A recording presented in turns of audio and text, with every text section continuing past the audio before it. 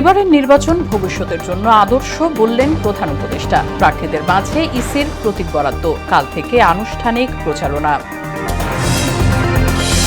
সিলেট থেকে ভোটের প্রচারণা শুরু করেছেন তারেক। মাইলস্টোন দুর্ঘটনায় ক্ষতিগ্রস্তদের পাশে থাকার আশ্বাস। গণভোটে হ্যাঁ এর পক্ষে বিএনপি। মব করে জনমত প্রভাবিত করার দিন শেষ বললেন জামাত আমির। অবাধ, সুষ্ঠু, শান্তিপূর্ণ ভোট অনুষ্ঠানের প্রত্যাশা। এবং ইন্টারনেট বন্ধ সহ ৩ অভিযোগে জয় পলকের বিচার শুরুর আদেশ। গুম নির্যাতন মামলায় হাসিনা সহ ১৭ আসামির সাক্ষ্য শুরু।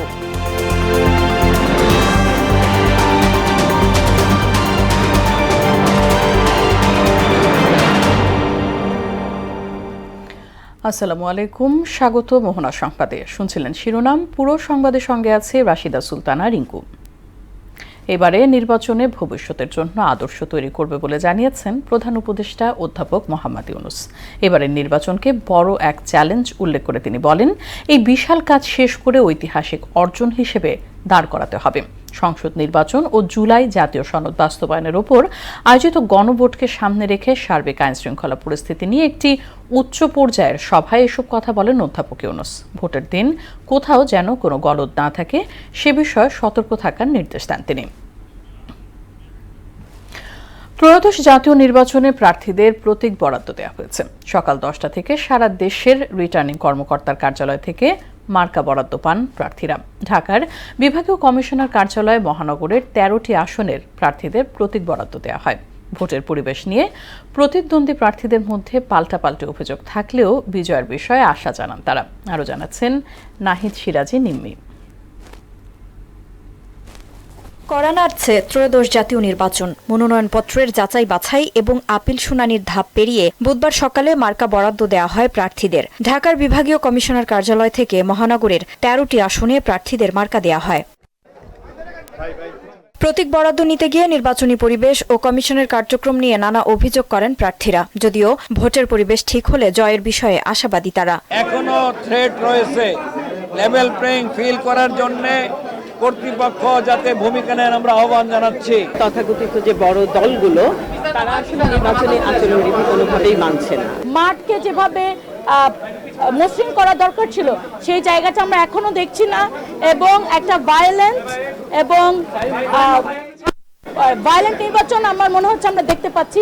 একটা বিশেষ দল ইচ্ছাকৃতভাবেই নানানভাবে আমাদের প্রার্থীর চরিত্র হনন, প্রার্থী সম্পর্কে নানান আজগুবি কথা ইত্যাদি বলছে। এইতে আমরা শঙ্কিত। প্রার্থীদের অভিযোগের বিষয়ে রিটার্নিং কর্মকর্তা শরফুদ্দিন আহমদ জানান, এসব অভিযোগ খতিয়ে দেখা হচ্ছে। রাজনৈতিক বা প্রতিদ্বন্দ্বী প্রার্থীরা অনেক কথাই বলেন, সবগুলা হয়তো আমাদের আওতায় না। আমাদের আওতায় যদি আনুষ্ঠানিকভাবে বা লিখিতভাবে কোনো অভিযোগ আসে অবশ্যই আমরা নির্বাচন কমিশনের সাথে আলাপ আলোচনা করে। নির্বাচন ঘিরে যে কোনো অপ্রীতিকর ঘটনা ঠেকাতে আইনশৃঙ্খলা বাহিনী সতর্ক রয়েছে বলেও জানান তিনি। আমরা আশা করি যে আইনশৃঙ্খলার বিষয়ে বড় ধরনের কোনো আশঙ্কা নেই। এখন পর্যন্ত আমাদের কাছে যেসব ইনফরমেশন আছে ভালোভাবে। প্রতীক বরাদ্দকে কেন্দ্র করে দেশব্যাপী রিটার্নিং কর্মকর্তার কার্যালয়ে ছিল উৎসব মুখর পরিবেশ। আগামী দিনে এই ফেনিয়াকে এই ধানের শীষের মার্কা নিয়ে নির্বাচন করব ইনশাল্লাহ। আগামী দিনে একটি সুন্দর বাংলাদেশ, সুন্দর ফেনিয়াক আমরা দেশের মানুষকে উপহার দিব। যদি কোনো ভুল ত্রুটি হয় সেটাকে আমাদেরকে যদি দৃষ্টি আকর্ষণ করা হয় নির্বাচন অফিস থেকে বা রিটার্নিং অফিসারের জায়গা থেকে, তাহলে ইনশাল্লাহ আমরা নির্বাচনী আচরণবিধি নিয়মকানুন মেনে নির্বাচন করার চেষ্টা করবো ইনশাল্লাহ। আমি আমার প্রতীক বরাদ্দ অনুষ্ঠানে আমি আমার কাঙ্ক্ষিত প্রতীক ঘোড়া মার্কাটি যে সেটিকে পেয়েছি। নিজ নিজ প্রতীকে বৃহস্পতিবার থেকে প্রচারণা চালাতে পারবেন প্রার্থীরা। নাহিদ সিরাজি নিম্মি, মোহনা সংবাদ, ঢাকা। প্রতীক বরাদ্দের পর প্রচারণার প্রস্তুতি এবং নির্বাচনের আমেজের খবর জানাতে ময়মনসিংহ থেকে সহকর্মী রুবায়েত বাপ্পি এবং রাজশাহী থেকে যুক্ত হচ্ছেন মেহেদি হাসান শ্যামল। শুরুতেই যাচ্ছি বাপ্পির কাছে। বাপ্পি, প্রতীক বরাদ্দের পর প্রার্থীদের কি প্রতিক্রিয়া দেখতে পাচ্ছেন?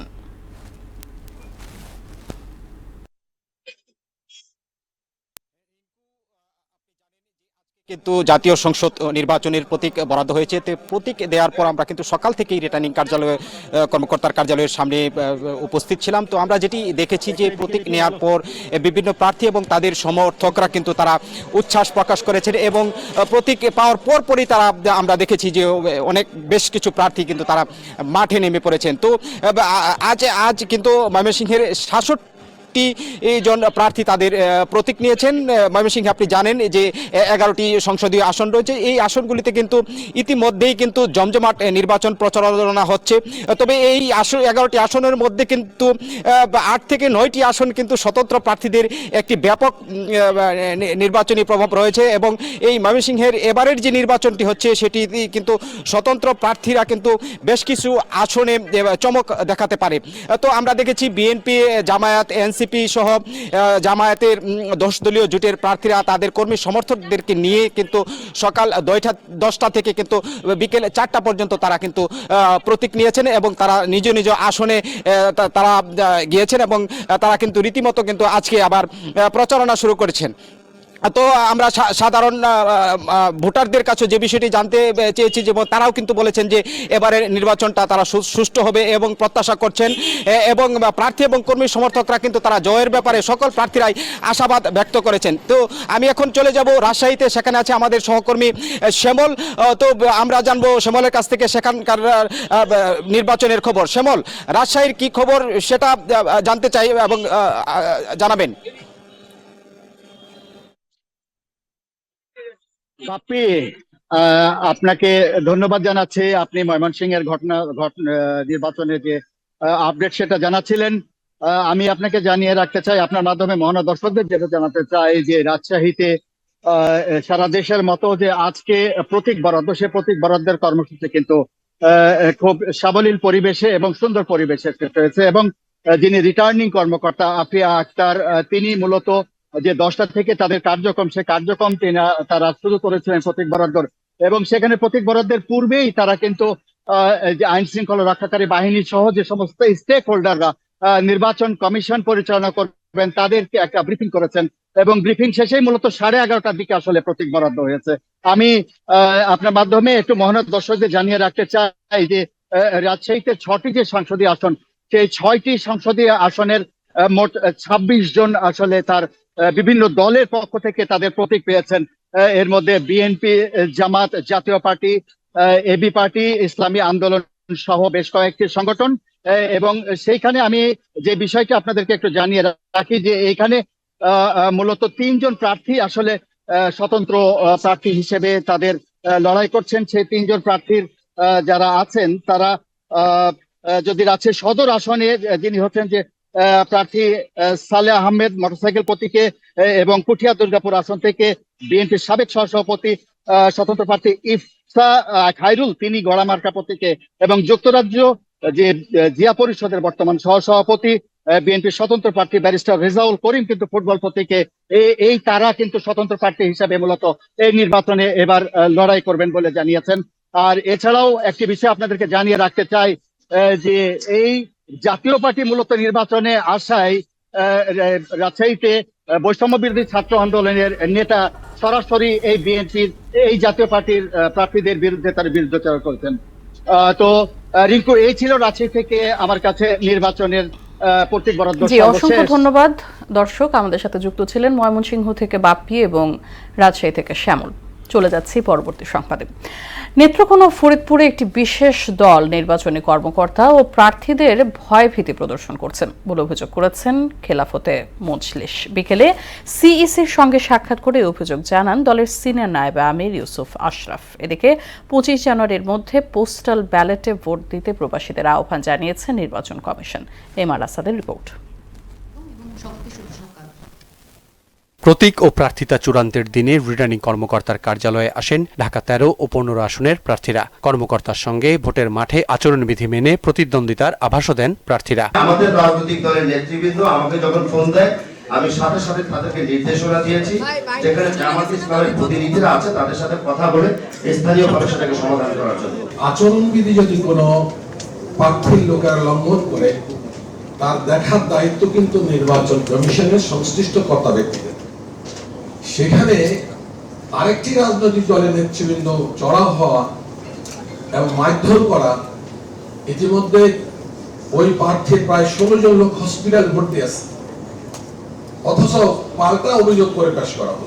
বিকেলে সিইসির সঙ্গে সাক্ষাৎ করতে আসে বাংলাদেশ খেলাফত মজলিসের প্রতিনিধি দল। সাক্ষাৎ শেষে সাংবাদিকদের তারা জানান, সহকারী রিটার্নিং কর্মকর্তাকে বদলি ও প্রার্থীদের ভয়ভীতি দেখানোর চেষ্টা করছে একটি রাজনৈতিক দল। নেত্রকোনা 1-এর কলমকান্দা উপজেলার ইউএনও মোটামুটি নিরপেক্ষভাবে উনি কাজ পরিচালনা করতেছিলেন, যার কারণে একটা দলের ক্যান্ডিডেট তাকে সেখান থেকে প্রত্যাহার করার জন্য তদবির করে গত 2 দিন আগে তাকে ওখান থেকে বদলি করেছেন। ফরিদপুর 2-এ বিএনপির ক্যান্ডিডেট এবং তার পক্ষের লোকজন আমাদের ক্যান্ডিডেটকে হুমকি ধমকি দিচ্ছেন, তার গাড়ি জ্বালিয়ে দিবেন, প্রাণনাশের হুমকিও দিয়েছেন। নির্বাচনের মাঠে লেভেল প্লেইং ফিল্ড এখনো অনিশ্চিত বলেও আশঙ্কা জানান তারা। কোনো দলের দলীয় প্রধান এবং তাদের দলের পক্ষ থেকে যে সমস্ত বক্তব্য, যে সমস্ত কথাবার্তা আসছে এবং মিডিয়াতেও আসতেছে, সেগুলোর ব্যাপারে তেমন কোনো অ্যাকশন দেখা যাচ্ছে না। এতে বোঝা যায় যে লেভেল প্লেইং ফিল্ড এখন নেই। এদিকে 25 জানুয়ারির মধ্যে পোস্টাল ভোটদান কার্যক্রম শেষ করতে প্রবাসীদের প্রতি আহ্বান জানিয়েছেন ইসি। MR আসাদ, মোহনা সংবাদ, ঢাকা। 2 দশক পর সিলেটে যাচ্ছেন বিএনপি চেয়ারপারসন তারেক রহমান। হযরত শাহজালাল ও হযরত শাহপরান রহমতুল্লাহি আলাইহির মাজার জিয়ারত শেষে নগরীর ঐতিহাসিক আলিয়া মাদ্রাসা মাঠে জনসভায় অংশ নেবেন তারেক রহমান। কাল থেকে শুরু করবেন নির্বাচনী প্রচারণা। সমাবেশ ঘিরে সিলেট নগরী জুড়ে সাজ রব। শিপার চৌধুরীর প্রতিবেদন, জানাচ্ছেন মাহমুদা আক্তার। বিএনপির চেয়ারম্যান তারেক রহমানের সমাবেশ ঘিরে সিলেট নগর জুড়ে চলছে ব্যাপক প্রস্তুতি। লিফলেট বিতরণ, প্রচার মিছিল, জনসংযোগ আর মাঠ সাজানোর কাজ চলছে দিনরাত। প্রায় 3 লাখ মানুষের সমাগমের লক্ষ্য নিয়ে কাজ করছেন স্থানীয় নেতাকর্মীরা। তারেক রহমান সাহেব যে বক্তব্যটা রাখবেন সেটা নিশ্চয় রাষ্ট্রীয়ভাবে এবং আমাদের বাঙালি জাতি, আমাদের বাংলাদেশি জাতীয়তাবাদের চেতনার ধারণ করে উনি যে বক্তব্যটা দিবেন। দলটির নেতাকর্মীরা মনে করছেন তারেক রহমান আগামী দিনে নতুন বাংলাদেশ গঠনের পরিকল্পনা তুলে ধরবেন প্রথম নির্বাচনী জনসভায়। আমার শব্দটা হচ্ছে আনকাউন্টেবল জনগণ হবে এবং এই আলিয়া মাদ্রাসা মাঠ তৎসংলগ্ন 2 কিলোমিটার মিনিমাম জনগণ থাকবে। লুকে লুকারণ্য হবে, একটা ঐতিহাসিক সমাবেশ, মহাসমাবেশ হবে এটা আমাদের নেতার, এবং প্রথম নির্বাচনী সভা বাংলাদেশের মধ্যে প্রথম ওনার সেই পদার্পণ সিলেটে। এটার জন্য আমরা সবাই সিলেটবাসীর পক্ষ থেকে ওনাকে কৃতজ্ঞতা জানাচ্ছি, ধন্যবাদ জানাচ্ছি, এবং উনি যে নির্বাচনী প্রচারণা শুরু করবেন এটা জাতির জন্য একটা মাইল ফলক হিসাবে পরিচিহ্নিত হয়ে থাকে। উনি বলেছেন যে আমি স্বপ্ন দেখি না, কিন্তু আমি পরিকল্পনা করি এবং সেটা বাস্তবায়নের চেষ্টা করি। উনি উনার পরিকল্পনা বলবেন এবং উনি বাস্তবায়ন করবেন সেই বিষয়গুলো বলবেন। তারেক রহমানের সিলেট সফরকে কেন্দ্র করে নিচ্ছিদ্র নিরাপত্তা পরিকল্পনা গ্রহণ করেছে সিলেট মেট্রোপলিটন পুলিশ। আমরা ইতিমধ্যে আমাদের গোয়েন্দা তৎপরতা বৃদ্ধি করেছি। আমরা কোনো নিরাপত্তা ঝুঁকি এই মুহূর্তে যা আছে আমরা সকল কিছু বিবেচনা নিয়ে প্রোগ্রাম করেছি। আপাতত কোনো সমস্যা আমরা দেখছি না। আমাদের পর্যাপ্ত জনবল রয়েছে এবং আমরা নিরাপত্তা নিশ্চিতে আমরা একত্রে সমন্বিতভাবে কাজ করব। তারেক রহমানের এই সফর সিলেটের রাজনীতিতে নতুন উদ্দীপনা সৃষ্টি করবে এবং তৃণমূল পর্যায়ে আস্থার বার্তা পৌঁছে দিবে মনে করেন দলটির নেতাকর্মীরা। মাহমুদা আক্তার, মোহনা সংবাদ। মাইলস্টোনে বিমান দুর্ঘটনায় আহত ও নিহতদের পরিবারের পাশে থাকার আশ্বাস দিয়েছেন বিএনপি চেয়ারপারসন তারেক রহমান। বিএনপির গুলশান কার্যালয়ের সামনে তারেক রহমানের হাতে বিভিন্ন দাবি দাওয়া সম্বলিত স্মারকলিপি তুলে দেন হতাহত পরিবারের সদস্যরা। বিএনপি প্রধানের সঙ্গে সাক্ষাৎ করতে পেরে স্বস্তি প্রকাশ করেন তারা। তানজিদ ভুইয়ার প্রতিবেদন। বুধবার বিএনপির গুলশান কার্যালয়ের সামনে দলটির চেয়ারম্যান তারেক রহমানের সাক্ষাতের অপেক্ষায় ছিলেন মাইলস্টোন বিমান দুর্ঘটনায় ক্ষতিগ্রস্ত পরিবারের সদস্যরা। ওই দিন দুপুরে কার্যালয়ে যান তারেক রহমান। গাড়ি থেকে নেমেই তাৎক্ষণিকভাবে অপেক্ষমানদের সঙ্গে কথা বলেন তিনি। এ সময় হতাহত পরিবারের শিশুদের খোঁজখবর নেন বিএনপি চেয়ারম্যান। তার কাছে বিভিন্ন দাবি দাওয়া সম্বলিত একটি স্মারকলিপি তুলে দেন মাইলস্টোন বিমান দুর্ঘটনায় হতাহত পরিবারের সদস্যরা। আমি চেষ্টা করব যত দ্রুত সম্ভব আপনাদের সাথে যোগাযোগ করে আপনাদের সাথে কথা বলে, যেটা আপনি বললেন 2-3 সাথে কথা বলে আমাদের অবস্থান থেকে আমরা যতটুকু করতে পারি আমরা চেষ্টা করব। ন্যায্য অধিকারের দাবিতে সরকার সহ রাজনৈতিক দলগুলোর হস্তক্ষেপ কামনা করেন তারা। উনি ওনার সাধ্য অনুযায়ী সহযোগিতা করার আশ্বস্ত করেছেন। ওনার মাধ্যমে রাষ্ট্রের কাছেও আমরা এই আর্থিক সহযোগিতা চাই। আমরা চিকিৎসা একদম সম্পূর্ণ বন্ধ করে দিয়েছেন, এখন বিমান বাহিনীও তো বন্ধ করে দিয়েছেন, তাহলে আমাদের বাচ্চারা ফলো আপের বিষয় আছে, যারা বেঁচে আছে তাদের সুচিকিৎসার ব্যবস্থা করতে হবে। তারেক রহমানের সঙ্গে দেখা করতে পেরে স্বস্তি প্রকাশ করেন স্বজনরা। আমাদের অবস্থানটা জানিয়েছি, উনি বলেছেন উনি আমাদের পাশে থাকবেন, উনি আমাদের সাথে আলাদা সময় নিয়ে কথা বলবেন। গভর্নমেন্টের সঙ্গে কথা বলুক বা উনি যখন গভর্নমেন্ট ফর্ম করবে ইনশাআল্লাহ ওনার দিকে আমরা তাকায় থাকবো। যারা নিহত হয়েছে তাদের শহীদি মর্যাদা, আর আহত হয়েছে যারা তাদের সারা জীবন চিকিৎসার ব্যবস্থা, হেলথ কার্ড করা সিএমএস থেকে, এবং তাদের পুনর্বাসনের ব্যবস্থা করা। অ্যাডভোকেট জয়নুল আবেদিনের উচ্চ আদালতে করা রিটের বাস্তবায়ন চাইলেন ভুক্তভোগী পরিবারের সদস্যরা, আর সার্বিক সহযোগিতার আশ্বাস মিলেছে বিএনপি চেয়ারম্যানের পক্ষ থেকে। তানজিদ ভুইয়া, মোহনা সংবাদ, ঢাকা। ত্রয়োদশ সংসদ নির্বাচনের প্রচারণায় গণভোট ইস্যুতে বিএনপি হ্যাঁ এর পক্ষে অবস্থান নেবে বলে জানিয়েছেন দলটির নির্বাচন পরিচালনা কমিটির মুখপাত্র মাহদি আমিন। ভোটের মাঠে কমিশন লেভেল প্লেইং ফিল্ড নিশ্চিত করবে বলেও আশা জানান তিনি।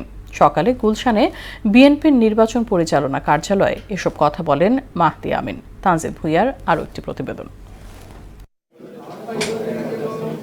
বুধবার সকালে গুলশানে সংবাদ সম্মেলন করেন নির্বাচন পরিচালনা কমিটির মুখপাত্র মাহদি আমিন। আগামী জাতীয় নির্বাচনের কর্মপরিকল্পনা, ইশতেহার এবং দলীয় চেয়ারম্যান তারেক রহমানের সিলেট সফর নিয়ে কথা বলেন তিনি। গভীর রাতে হযরত শাহজালাল রহমতুল্লাহি আলাইহি সাল্লাল্লাহু আলাইহি ওয়াসাল্লামের মাজার জিয়ারত করবেন এবং আগামীকাল সকালে সিলেট আলিয়া মাদ্রাসা মাঠে নির্বাচনী সমাবেশে যোগদান করবেন। একটি দল নেতিবাচক রাজনীতি করছে উল্লেখ করে মাহদি আমিন বলেন, আগামী নির্বাচনে লেভেল প্লেইং ফিল্ড দেখতে চায় বিএনপি। একটা লেভেল প্লেইং ফিল্ড নিশ্চিত করা এবং নির্বাচনটা যেন ত্রুটিমুক্ত হয়, নির্বাচনটা যেন বিতর্কমুক্ত থাকে এবং সেই নির্বাচনে যেন প্রত্যেকটা দল নির্বাচনী আচরণ বিধি মেনে কাজ করে, সেটা অবশ্যই নিশ্চিত করতে হবে। সেই দায়িত্ব নির্বাচন কমিশনার। ইতিমধ্যে আমাদের বাংলাদেশ জাতীয়তাবাদী দল বিএনপির বেশ কয়েকটি প্রতিনিধি দল সেখানে গিয়েছেন, একাধিকবার মিটিং হয়েছে। আমরা নির্বাচন কমিশনকে আহ্বান জানিয়েছি তারা যেন এই বিষয়ে শক্ত একটি অবস্থান গ্রহণ করে। জনগণের ক্ষমতায়ন ইস্যুতে নিজ দলের অবস্থান তুলে ধরেন তিনি। যে 31 দফা রয়েছে, 31 দফায় কিন্তু সংস্কারের সবচেয়ে মৌলিক ভিত্তিগুলোকে ধারণ করে। সুতরাং আমরা বলেছি গণভোটে আমরা হ্যার পক্ষে অবস্থান দিব। নোট অফ ডিসেন্ট এবং জুলাই চার্টারে আমাদের যে অবস্থানগুলো ছিল সেগুলোর উপর ভিত্তি করে নিব। যে বিষয়গুলোতে আমাদের ভিন্ন মত, ভিন্ন পথ থাকবে এবং সেটাই স্বাভাবিক গণতন্ত্রে, সেগুলো নিয়ে আমরা পরবর্তীতে সংসদে আলোচনা করব। ইশতেহারে জনগণ যেটিকে মেনে নেয় তার উপর ভিত্তি করে রাষ্ট্র পরিচালনা করব। এদিকে নিজ নির্বাচনী এলাকার জনগণকে সঙ্গে নিয়ে বেগম খালেদা জিয়ার সমাধিতে শ্রদ্ধা নিবেদন করেন ফরিদপুর 2 আসনের বিএনপি প্রার্থী শামা ওবায়েদ। লুট হওয়া অস্ত্র উদ্ধারে নির্বাচন কমিশনের জোরালো পদক্ষেপ দাবি করেন তিনি। প্রার্থী হিসেবে এবং একজন ভোটার হিসেবে আমি শঙ্কিত। নির্বাচন কমিশন এবং স্বরাষ্ট্র মন্ত্রণালয় দুইজনকেই এই যে অবৈধ অস্ত্র যে ঘুরে বেড়াচ্ছে গত বছর অগাস্ট মাসের পর থেকে, যেগুলো এখনো উদ্ধার হয়নি, যেগুলো লুট হয়েছে, এই উদ্ধার কাজ তাদের আরো জোরভাবে চালাতে হবে। সব দল যেন সমানভাবে পরিচালনা করতে পারে এবং নির্বাচন কমিশনের আইন বহির্ভূত কোনো কাজ যেন কেউ না করে। ফেসিবাদী শক্তির বিরুদ্ধে সবাইকে ঐক্যবদ্ধ থাকার আহ্বান জানান শামা ওবায়েদ। দল, মত, ধর্ম, বর্ণ নির্বিশেষে সকল ফ্যাসিবাদকে মোকাবেলা করে আগামী দিনের যে এই যে একটা ভোটের সুযোগ এসেছে এত 17 বছর পরে, সেই ভোটের সুযোগটাকে তারা কাজে লাগাবে। তানজিদ ভুইয়া, মোহনা সংবাদ, ঢাকা। মব করে জনমত প্রভাবিত করার দিন শেষ হয়েছে বলে মন্তব্য করেছেন জামায়াতে ইসলামের আমির ডাক্তার শফিকুর রহমান। বলেন, একটা শান্তিপূর্ণ সুষ্ঠু নির্বাচনের অপেক্ষায় দেশ, যেখানে ভয়ভীতির পরিবেশ থাকবে না। মঙ্গলবার রাজধানীর 60 ফিটে সংঘর্ষের ঘটনায় আহতদের দেখতে হাসপাতালে গিয়ে সাংবাদিকদের এসব কথা বলেন জামায়াত আমির। কোনো ব্যক্তি বা দলের সব সৃষ্টি করার এখতিয়ার নেই বলেও মন্তব্য করেন তিনি। 24 জুলাই আগস্টে ইন্টারনেট বন্ধ করে গণহত্যায় উস্কানির মামলায় হাসিনা পুত্র সজীব ওয়াজেদ জয় এবং সাবেক প্রতিমন্ত্রী জুনায়েদ আহমেদ পলকের বিচার শুরুর আদেশ দিয়েছেন ট্রাইব্যুনাল। সূচনা বক্তব্য ও সাক্ষ্য গ্রহণের জন্য 18 ফেব্রুয়ারি দিন ধার্য করেন আদালত। এছাড়া টিএফআই সেলে গুম নির্যাতনের ঘটনায় শেখ হাসিনা ও সাবেক বর্তমান সেনা কর্মকর্তা সহ 17 জনের বিরুদ্ধে সাক্ষ্য গ্রহণ শুরু হয়েছে। বাকিটা জানাচ্ছেন মুদাসসির আলী। র্যাবের টাস্ক ফোর্স ফর ইন্টারোগেশন সেলে গুম নির্যাতনের ঘটনায় মানবতা বিরোধী অপরাধ মামলায় ক্ষমতাচ্যুত প্রধানমন্ত্রী শেখ হাসিনা ও সাবেক বর্তমান সেনা কর্মকর্তা সহ 17 জনের বিরুদ্ধে শুরু হয়েছে বিচার প্রক্রিয়া। এ মামলায় বর্তমানে গ্রেপ্তার রয়েছেন 10 জন। বুধবার আন্তর্জাতিক অপরাধ ট্রাইব্যুনাল 1-এর চেয়ারম্যান বিচারপতি গোলাম মর্তুজা মজুমদারের নেতৃত্বাধীন 3 সদস্যের বিচারিক প্যানেলে শুরু হয় এর সাক্ষ্য গ্রহণ। প্রথম সাক্ষ্য হিসেবে জবানবন্দি দিয়েছেন 2016 সালে মিরপুর ডিওএইচএস এর বাসা থেকে র্যাব 1-এর সদস্যদের হাতে আটক হয়ে নিখোঁজ হওয়া মীর আহমেদ বিন কাসিম আরমান। এতে সূচনা বক্তব্য উপস্থাপন করেন চিফ প্রসিকিউটর তাজুল ইসলাম। পরে গণমাধ্যমের সঙ্গে কথা বলেন তিনি। সূচনা বক্তব্যের মাধ্যমে দেখিয়েছি যে রাষ্ট্রীয় বাহিনীগুলোকে মার্সেনারির মতো ব্যবহার করে বাংলাদেশে গুমকে একটা সংস্কৃতিতে পরিণত করা হয়েছিল, ভিন্ন মত দমনের জন্য, প্রতিপক্ষকে শায়েস্তা করার জন্য। এদিকে জুলাই গণ অভ্যুত্থানকালে ইন্টারনেট বন্ধ করে গণহত্যার ইন্ধনের মামলায় সজীব ওয়াজেদ জয় ও জুনায়েদ আহমেদ পলকের বিরুদ্ধে অভিযোগ গঠন করে বিচার শুরুর আদেশ দেন ট্রাইব্যুনাল 1। 3 অভিযোগ আমলে নিয়ে সাক্ষ্য গ্রহণের জন্য আগামী 18 ফেব্রুয়ারি দিন ধার্য করেন আদালত। তারা গণহত্যাকে আড়াল করার চেষ্টা করেছেন এবং পরিকল্পনা করেছেন কিভাবে ইন্টারনেট শাটডাউন করে ব্ল্যাক আউট করে দিয়ে কিভাবে গণহত্যা চালানো যায়, সেই দায়ে তাদের বিরুদ্ধে অভিযোগ গঠিত হয়েছে। এদিন আসামি পক্ষের আইনজীবীদের করা অব্যাহতি আবেদন খারিজ করে দেন ট্রাইব্যুনাল। উনার কোনো নির্দেশনা ছিল না, কখনোই উনি ইন্টারনেট বন্ধের ব্যাপারে কোনো নির্দেশনা দেননি বা এই ঘটনার ক্ষেত্র প্রস্তুতে উনার কোনো ভূমিকা ছিল না। সজীব আহমেদ জয় প্রধানমন্ত্রীর তথ্য যোগাযোগ প্রযুক্তি বিষয়ক উপদেষ্টা ছিলেন। উনি মন্ত্রণালয়ের কোনো উপদেষ্টা ছিলেন না, তিনি ছিলেন অবৈতনিক এবং খণ্ডকালীন, এবং ঘটনার সময় তিনি দেশেও ছিলেন না। অন্যদিকে 1971 সালে সংঘটিত যুদ্ধ অপরাধ মামলায় মৃত্যুদণ্ডপ্রাপ্ত মাওলানা আবুল কালাম আজাদ আন্তর্জাতিক অপরাধ ট্রাইব্যুনালে আত্মসমর্পণ করেন। মুদাসসির আলী, মোহনা সংবাদ, ঢাকা। জামিন পাওয়ার পর আর সপ্তাহকাল জেলে থাকতে হবে না বলে জানিয়েছেন আইন উপদেষ্টা আসিফ নজরুল।